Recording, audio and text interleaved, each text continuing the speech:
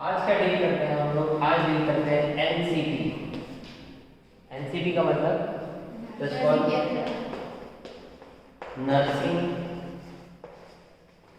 Care plan. ठीक है, सबसे पहले देख लेते हैं कि एनसीपी होता क्या है। What is NCP? ठीक है, नर्सिंग स्टाफ या फिर स्टूडेंट्स क्या करते हैं, कुछ प्लान करते हैं। क्या करते हैं? प्लान करते हैं, या फिर बोल सकते हो आप प्लानिंग करते हैं। किसके लिए? पेशेंट के डेवलपमेंट के लिए। ठीक है, या फिर पेशेंट के रिकवरी के लिए। ठीक है, उसको क्या बोलते हैं? एनसीपी। ठीक है, नर्सिंग केयर प्लान। इसमें क्या करते हैं, हम कुछ प्लानिंग करते हैं ताकि पेशेंट क्या हो सके, प्रॉपर डेवलप हो सके। अगर किसी इंजरी से या फिर कोई भी बीमारी से सफर कर रहा है तो उससे क्या हो सके, रिकवर हो सके। ठीक है, कुछ भी चीजें अप्लाई करने के लिए या फिर पेशेंट पर कुछ भी प्रोसेस को अप्लाई करने के लिए हमको क्या करना पड़ता है, कुछ प्लानिंग करना पड़ता है। विदाउट प्लानिंग हम किसी भी चीजों को फुलफिल नहीं कर पाएंगे। समझ में आ गया? क्लियर हो गया? समझ में आ गया यहाँ पर? तो हम लोग क्या देख रहे थे, हम लोग ये देख रहे थे कि नर्सिंग केयर प्लान क्या होता है। नर्सिंग केयर प्लान में बोलते हैं नर्सिंग केयर प्लान। ठीक है, कोई भी नर्सिंग स्टाफ या फिर कोई भी पर्सन जो मेडिकली हो, वो केयर प्रोवाइड करने के लिए कुछ प्लान करता है, उसको हम लोग क्या बोलते हैं? Nursing care plan. ठीक है, वैसे ही साइकेट्रिक में भी कुछ क्या बोलते हैं, साइकेट्रिक नर्सिंग केयर प्लान होते हैं। मेंटल इल पेशेंट्स को क्योर करने के लिए या फिर केयर प्रोवाइड करने के लिए। क्लियर हो गया? यहाँ पर हम लोग सबसे मोस्ट इंपॉर्टेंट चीज ये देखते हैं कि हम लोग किसी भी चीज को करने से पहले हमको क्या करना पड़ता है, प्लान करना पड़ता है। ठीक है, अगर पेशेंट सिजोफ्रेनिया का है, अगर पेशेंट मेनिया का है, अगर पेशेंट डिप्रेशन का है, अगर पेशेंट बाइपोलर अफेक्टिव डिसऑर्डर का है, अलग अलग डिसऑर्डर के हिसाब से हमको क्या करना पड़ता है, प्लान करना पड़ता है, ताकि पेशेंट क्या हो सके, जल्दी से जल्दी रिकवर कर सके। क्लियर हो गया? उसको हम लोग क्या बोलते हैं? Nursing care plan, it's called NCP. ठीक है, एनसीपी में क्या क्या चीजें आती है वो देख लेते हैं। ठीक है, क्लियर हो गया? फर्स्ट आता है, उसको हम लोग बोलते हैं सब्जेक्टिव डाटा। क्या बोलते हैं?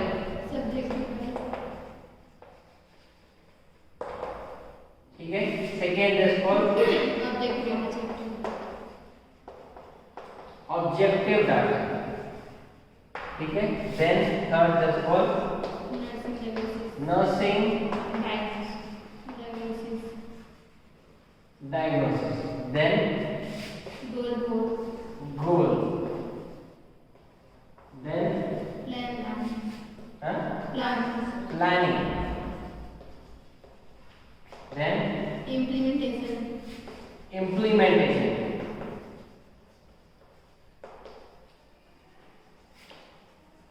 then rational, then evaluation,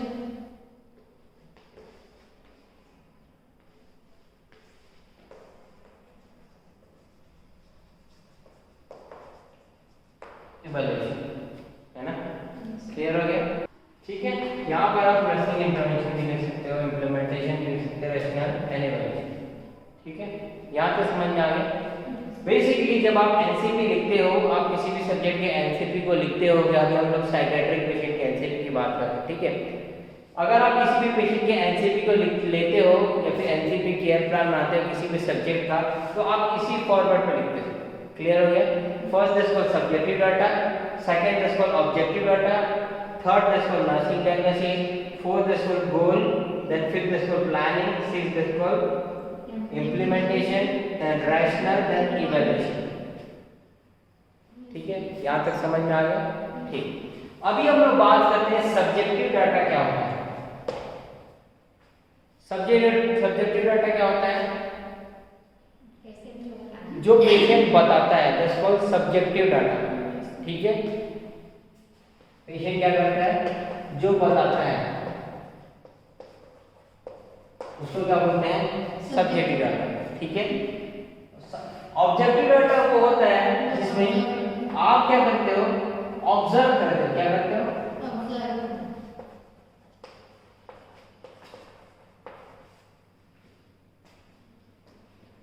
ठीक है, यहां तक समझ में आ गया। अब यहाँ पर बात आती है, सबसे पहले ये देख लीजिए सब्जेक्टिव डाटा और ऑब्जेक्टिव डाटा क्या होता है। सब्जेक्टिव डाटा वो होता है जो पेशेंट बताता है अपने फीलिंग्स, अपने इमोशंस, सारी चीज़ों को, जो भी बीमारी उसको लगता है उन सारी चीज़ों को बताता है। ऑब्जेक्टिव डाटा वो होता है जो हम ऑब्जर्व करते हैं। क्लियर हो गया, समझ में आ गया, या उसके रिलेटिव्स बताते हैं, उसको हम लोग बोलते हैं सब्जेक्टिव एंड ऑब्जेक्टिव डाटा। यहाँ तक कोई डाउट है? नहीं है ना। यहाँ पर हम लोग क्या करते हैं, यहाँ पर सब्जेक्टिव डाटा में बहुत सारे बातों का, बहुत से बातों को देखते हैं पेशेंट में, कि अगर जो उसके रिलेटिव बता रहे हैं वो उसमें दिखता है कि नहीं दिखता है। पेशेंट बहुत एग्रेसिव रहता है, पेशेंट बहुत इरिटेट करता है, पेशेंट बहुत ज़्यादा बात करता है, पेशेंट बहुत ज़्यादा क्या बोलते हैं एग्रेसिव रहता है। ये सारी चीज़ें हम किसमें देखते हैं, सब्जेक्टिव डाटा में। लेकिन हम ये ऑब्जर्व करते हैं कि जो चीज़ें बोला जा रहा है वो चीज़ें इसमें हमको दिख रही है कि नहीं। दैट्स कॉल्ड सब्जेक्टिव और ऑब्जेक्टिव डाटा। क्लियर आ गया, समझ में आ गया। देन नेक्स्ट आता है नर्सिंग डायग्नोसिस। अभी हम लोग मोस्ट इंपोर्टेंट थिंग आ है, दैट्स कॉल्ड नर्सिंग डायग्नोसिस। ठीक है, क्लियर हो गया। अब चलिए यहाँ नर्सिंग डायग्नोसिस क्या होता है। नर्सिंग डायग्नोसिस वो होता है जो हम पेशेंट में देखते हैं और उसके हिसाब से हम डायग्नोसिस बनाते हैं। डायग्नोसिस का मतलब क्या होता है, सारे साइलेंट सिम्टम्स को लेके एक जो क्या बोल सकते हैं, एक मेल करके एक जो बनाते हैं, एक उसका क्या कंप्लेन है उसको लेकर हम क्या बनाते हैं, एक डायग्नोसिस बनाते हैं, उसको हम क्या बोलते हैं, नर्सिंग डायग्नोसिस। ठीक है, क्लियर हो गया। देन नेक्स्ट आता है गोल। गोल वो होता है जो आप ऑब्जर्व करते हो उसको ठीक करने के लिए, या फिर इसमें आप प्लानिंग करने के लिए जो भी चीजें करते हैं उसको गोल बोलते हैं। देन इंटरवेंशन या फिर प्लानिंग उसको बोलते हैं जिसको पूरा आप अपने गोल को पूरा करने के लिए जो भी प्लान करें उसको हम लोग क्या बोलते हैं, प्लानिंग। ठीक है, अभी हम लोग बात करते हैं most important thing, nursing diagnosis कैसे बनाते हैं। चलिए तो अभी हम लोग देख लेते हैं क्या चीज, ए नर्सिंग डायग्नोसिस। ठीक है, एग्जाम्पल लेके चलते हैं नर्सिंग डायग्नोसिस का, इसका एग्जाम्पल लेके चलते हैं। Risk of injury related to hallucination. Clear हो गया। एविडेंस बाय या फिर as evidence by confusion, disorientation, inability to identify potentially harmful situation. ठीक है, ये एक क्या है, ये एक नर्सिंग डायग्नोसिस है, समझ लो। अब इस नर्सिंग डायग्नोसिस का एग्जांपल लेके चलते हैं कि हम लोग कैसे नर्सिंग डायग्नोसिस बनाते हैं। अभी हम लोग ये डायग्नोसिस किसका बना रहे हैं, दोस्तों एडीएस।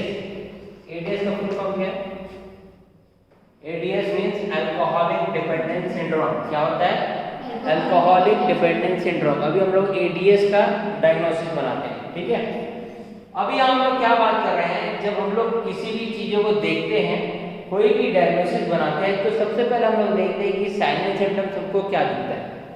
ठीक है, एक अल्कोहल, जब कोई भी अल्कोहलिक होता है, जब भी कंजप्शन करता है अल्कोहल का, तो धीरे धीरे क्या होता है, विड्रॉल स्थिति में आता है। जब विड्रॉल स्थिति में आता है तो क्या होता है, उसको हेलुसिनेशन होता है। क्या होता है, हेलुसिनेशन होगा, इल्यूजन होगा, डिल्यूजन होगा।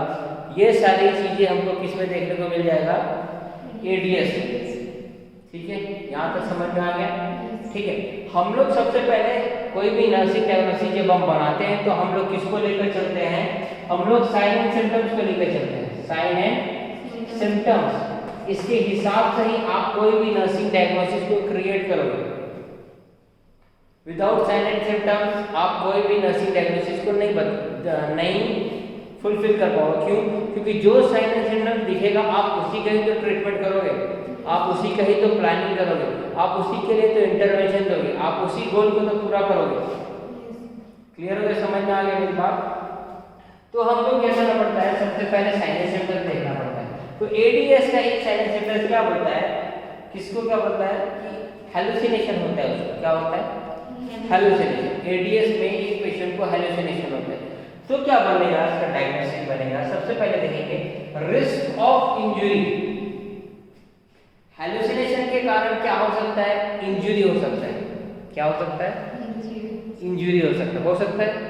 अगर मान लीजिए मेरे को विजुअल हेलुसिनेशन हो रहा है और मुझे आगे में कुछ दिख रहा है तो कुछ भी चीजें उठा के मैं उसको मार सकता हूँ। क्लियर हो गया? समझ में आ गया? तो हो सकता है उसके कारण उसको इंजुरी हो जाए, या फिर हो सकता है मेरे को ऑडिटरी हेलुसिनेशन हो रहा है, तो हो सकता है मैं अपने कान को मार लूँ क्योंकि मेरे को आवाज क्यों सुनाई दे रहा है, आवाज क्यों सुनाई दे रहा है करके मैं कान को मार लूँ तो कान इंजुरी हो जाए। ठीक है, कान का इंजर्ड हो सकता है, ईयर इंजर्ड हो सकता है। क्लियर हो गया? तो हम लोग सबसे पहले देखेंगे कि कैसे हम नर्सिंग डायग्नोसिस बनाएंगे। तो हम अगर मान लीजिए सबसे पहले एक चीज देखिए कि आपको क्या देखने को मिल रहा है साइनस सेंटर। ठीक है, क्या देखने को मिल रहा है आपको साइनस सेंटर में? हेलुसिनेशन। अब हेलुसिनेशन के कारण क्या होगा? इंजुरी हो सकता है। ठीक है, अभी इंजुरी हुआ नहीं है, अभी इंजुरी हो सकता है, इसीलिए रिस्क है, इसीलिए उसको क्या बोलते हैं? Risk of injury. समझ में आ गया? अभी इंजुरी हुआ नहीं लेकिन उसको उसका रिस्क है, हो सकता है ना, हम अज्यूम करके चल रहे, हो सकता है। इसीलिए हम लोग क्या करेंगे? Risk of injury. ठीक है, ये अनुमानित है ना, अभी हम अनुमान लगा रहे हैं कि रिस्क ऑफ इंजरी हो सकता है। Risk of injury related to hallucination. Related to मतलब किसके कारण हो रहा है। ठीक है, पेशेंट को हेलुसिनेशन है इसीलिए उसको रिस्क ऑफ इंजरी है, इसीलिए risk of injury related to hallucination. Evidence by मतलब प्रूफ कर रहा है, क्या कर रहा है? प्रूफ कर रहा है। किसके लिए प्रूफ कर रहा है? एविडेंस बाय क्योंकि पेशेंट कंफ्यूजन स्टेट पर है, पेशेंट डिसओरिएंटेड है, ठीक है, और inability to identify potential harmful situation, और हार्मफुल सिचुएशन को समझ नहीं पा रहा है, इसीलिए उसको क्या है? रिस्क ऑफ इंजुरी है। समझ में आया मेरी बात? क्लियर हो गया? ठीक है, तो सबसे पहले हम लोग क्या लिखेंगे? सबसे पहले इसमें हम देखेंगे अज्यूम। क्या लिखोगे आप? अज्यूम। सबसे पहला पॉइंट जो आता है उसको बोलते हैं अज्यूम। ठीक है, क्या बोलते हैं? अज्यूम। ठीक है, अज्यूम का मतलब होता है अनुमान लगाना। ठीक है, उसके बाद जो चीज आती है उसको बोलते हैं रिलेटेड टू, मतलब किसके कारण हो रहा है। रिलेटेड टू मतलब किसके कारण।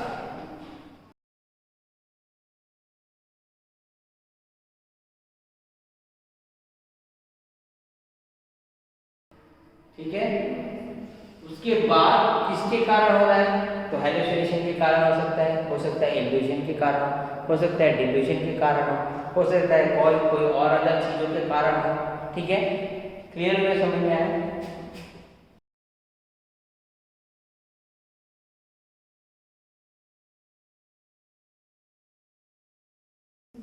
क्लियर हो गया? अब यहां पर हम लोग क्या करेंगे? आप क्या करोगे? प्रूफ करोगे। क्या करोगे? प्रूफ को क्या बोलते हैं? साबित करोगे। क्या करोगे?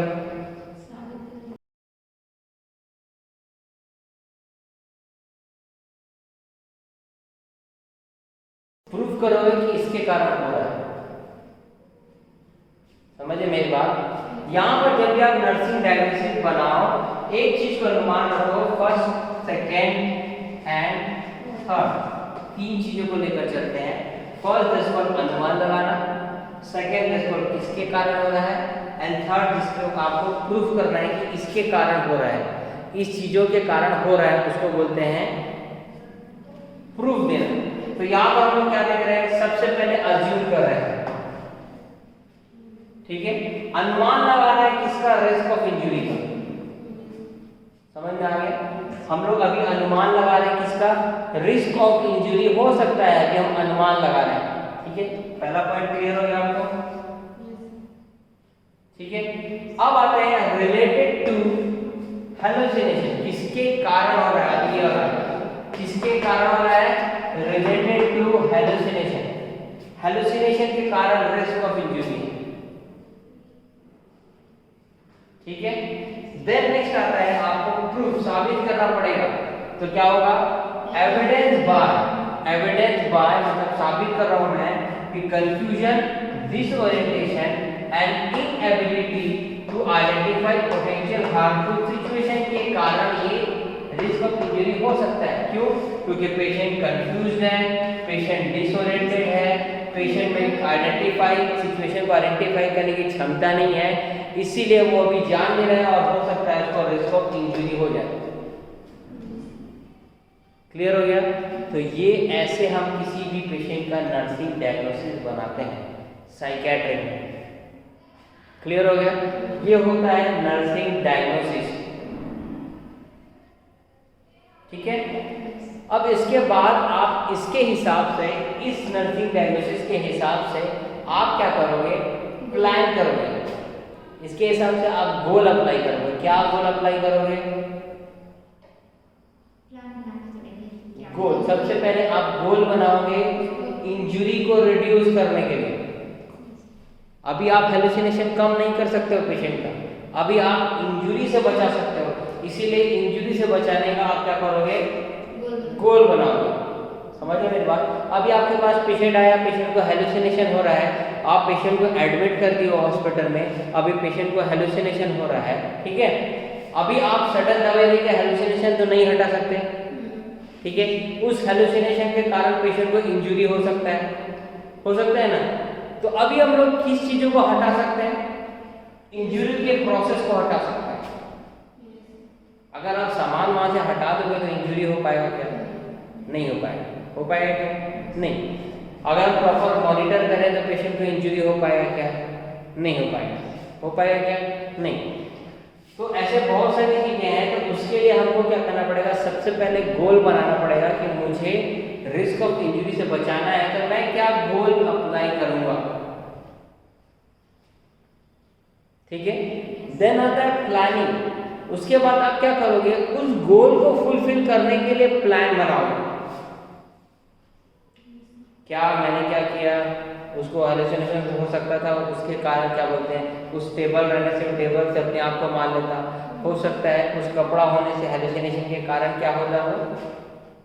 सुसाइडल टेंडेंसी आ जाता, हो सकता है सुसाइड कर लेता। तो मैंने क्या किया? उस क्लॉथ को रिमूव कर दिया, मैंने उस टेबल को क्या किया? रिमूव कर दिया। ये सब क्या है? आपका गोल। आप गोल बना रहे। अब इस गोल को आप पूरा करने के लिए क्या करोगे? प्लान करोगे, है ना। इंजरी से बचाने के लिए प्लान करोगे। उसके बाद आप क्या करोगे? इंटरवेंशन दोगे, आप उस चीज को हटाओगे, और उसके बाद आप बताओगे कि जो चीजें मैंने किया उसका कारण ये है, उसको बोलते हैं रैशनल। ठीक है। रैशनल का मतलब क्या होता है? रैशनल का मतलब होता है रीजन, कारण। अगर मैं कोई भी क्लॉथ्स को या फिर कोई भी टेबल को वहां से हटा रहा हूं, तो उसका कारण क्या है? उसको बोलते हैं रैशनल। हो सकता है पेशेंट इंजरी कर ले अपने आप को, इसलिए मैं वहां से क्लॉथ्स को हटा रहा हूं। हो सकता है पेशेंट हैंग कर ले, इसीलिए मैं उसको वहां से उस क्या बोलते हैं, उस क्लॉथ्स को वहां से हटा रहा हूं। ये है आपका रैशनल रीजन। क्लियर हो गया? समझ में आ गया? उसके बाद उस चीज को हटा जब आप लोगे, या फिर उस प्रोसेस को आप कर लोगे, चाहे जो भी आप गोल अप्लाई किए हो, उस चीज को अगर आप कर लोगे, फुलफिल करोगे, तभी आप इवैल्यूएट ये करोगे, इसको हम लोग बोलते हैं इवैल्यूएशन। इवैल्यूएट ये करोगे आप, क्या इवैल्यूएट करोगे? कि जिस प्रोसेस को मैंने किया है ना, जिस प्रोसेस को भी मैंने अप्लाई किया है, वो प्रोसेस सही काम कर रहा है कि नहीं। That's called evaluation. जो भी आपने गोल अप्लाई किया हो, जो भी आपने इम्प्लीमेंट किया हो, जो भी आपने प्लानिंग किया हो, उस सारी चीज़ों को लास्ट में आप क्या करोगे? इवैल्यूएट करोगे। उसको बोलते हैं इवैल्यूएशन। क्लियर हो गया? समझ में आ गया? तो हम यहाँ पर क्या देखते हैं? यहाँ पर हम देखते हैं एनसीपी के एक डायग्नोसिस को, जो क्या बोलता है? Risk of injury related to hallucination as evidence by confusion, disorientation and inability. तो वो किसमें हम क्या क्या सीखेंगे, इसमें हम देखेंगे सबसे पहले हम अनुमान लगाएंगे, इसको बोलते हैं रिस्क ऑफ इंजरी। होने अभी हुआ नहीं है, अनुमान लगाने हो सकता है, इसके पहले हम शुरू करते हैं सेव कर लेते हैं। क्लियर हो गया। तो वैसे ही आप किसी भी चीज को जब भी आप डायग्नोसिस बनाओ तो आपको ये 3 पॉइंट्स लेकर चलना है। First is called assume, second is called किसके कारण हो रहा है, ठीक है, एंड थर्ड इज कॉल्ड आप साबित करोगे या प्रूफ करोगे कि इसके कारण हो सकता है। ये वैसे ही बनता है, उसको बोलते हैं NCP, that's called nursing care plan. बाकी गोल्स, प्लानिंग, इवैल्यूएशंस आपके इसके साथ बनेगा, ठीक है, समझे। अगर आप यहाँ पर कुछ और चीजें डालते हो तो आप उसके हिसाब से प्लानिंग बनाओ, अगर आप इसके अलावा कुछ और डिसऑर्डर बनाते हो तो उसके हिसाब से आप बनाओगे।